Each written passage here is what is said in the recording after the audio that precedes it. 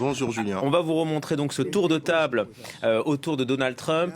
D'abord Joseph Boakai pour le Libéria, Bassirou Diomaye Faye pour le Sénégal, Mohamed Ould Razouani pour la Mauritanie, Oumarou Sissoko Embalo pour la Guinée-Bissau et bien sûr Brice Oligui Nguema pour le Gabon. Disons, ce ne sont pas des poids lourds de l'économie africaine, Stéphane. Alors pourquoi eux ?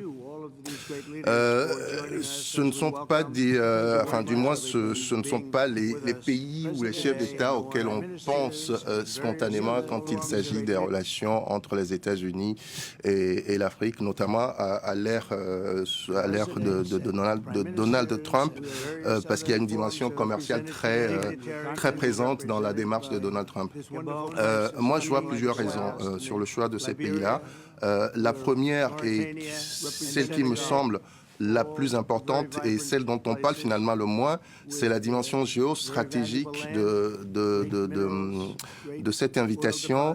Quand vous voyez un peu le positionnement de ces pays, comme on peut le voir sur la carte, c'est des pays qui sont tous sur la façade atlantique nord, notamment pour les pays d'Afrique de l'Ouest et sud pour le Gabon, et qui donnent directement sur la côte est des États-Unis. Vous savez que dans cette région, il y a une forte présence chinoise, que ce soit au Gabon, au Sénégal, un peu partout. Aujourd'hui, la Chine est présente partout, plus ou moins de manière importante selon les pays. Donc, il y a une volonté de l'administration Trump de contrer cette présence-là. On le sait, c'est sa ligne conductrice, c'est son mantra.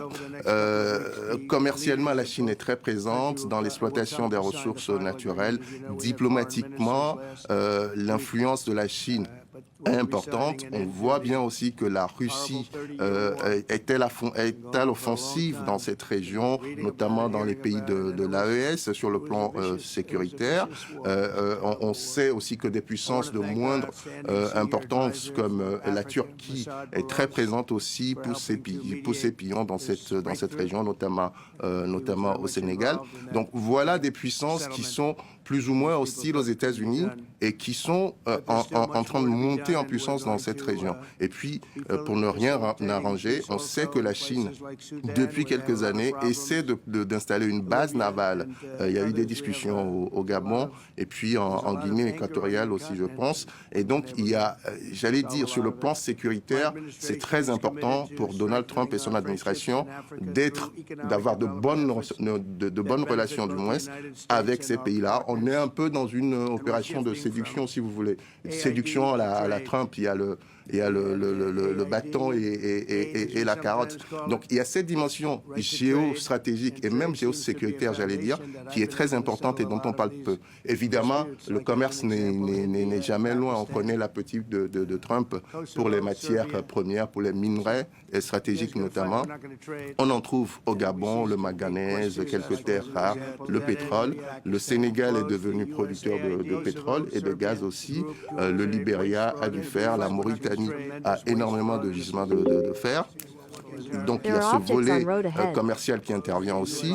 Et puis troisième raison qui est très politique et importante pour Donald Trump, c'est l'aspect politique. Une des promesses phares de Donald Trump pendant sa campagne, c'est la lutte contre l'immigration. On sait que le Sénégal, des pays comme le Sénégal et la Mauritanie sont des pays de passage et même de départ vers l'Europe, mais aussi vers les États-Unis. On a vu émerger de nouvelles routes qui passent par le Nicaragua, puis le Mexique. On sait que la diaspora sénégalaise est très importante aux États-Unis. Donc voilà aussi un aspect sur lequel il y a un intérêt américain fort, un intérêt de rencontrer ces chefs d'État-là.